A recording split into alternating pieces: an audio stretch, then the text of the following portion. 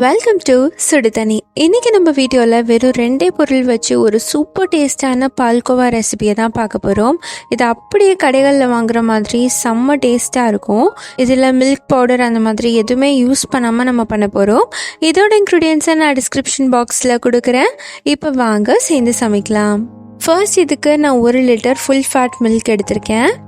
இது orange colour packet தான், நீங்கள் ப்ரௌன் கூட யூஸ் பண்ணிக்கலாம். இதை ஃபர்ஸ்ட் ஒரு பேனில் சேர்த்துட்டு நல்லா காய்ச்சிக்கோங்க.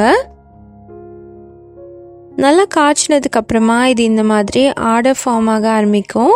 அது அப்படியே ஒன்றோட ஒன்று நல்லா கலந்து விட்டு நம்ம அடுப்பை சிம்லேயே வச்சு இதை நல்லா கொதிக்க விட்டுக்கலாம்.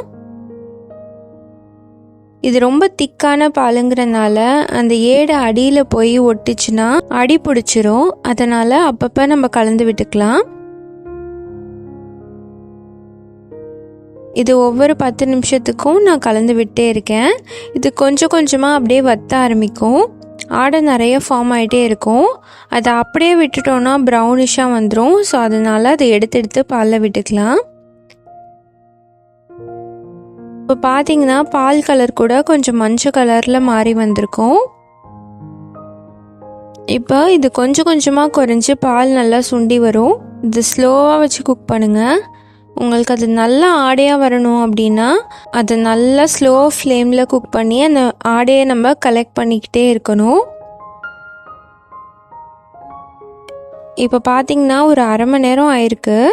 நல்லா இது பாதியாக குறைஞ்சிருச்சு.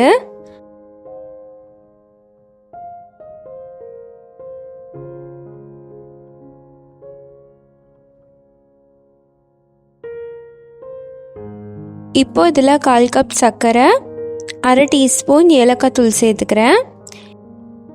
சேர்த்துட்டு நல்லா கலந்து விட்டுக்கலாம். இந்த பால் நல்லா சுண்டி வர ஸ்வீட்னஸ் ரொம்ப ஜாஸ்தி தெரியும். அதனால் ரொம்ப அதிகமாக சேர்க்காதீங்க, அது திகட்டுற மாதிரி ஆகிடும்.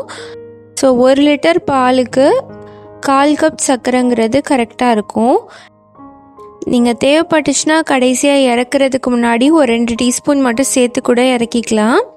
ஆனால் இனிஷியலாக நிறையா சேர்த்துறாதீங்க.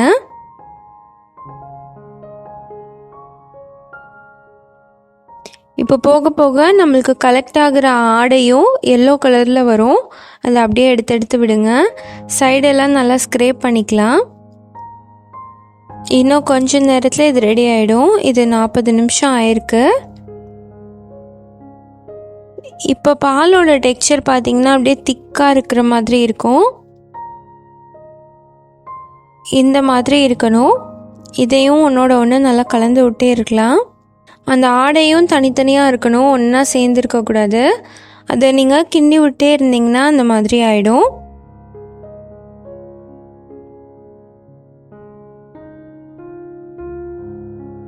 இப்போ பார்த்தீங்கன்னா நல்லா திக்காக ஆரம்பிச்சிருச்சு. இப்போ ரப்டி மாதிரி இருக்கும்.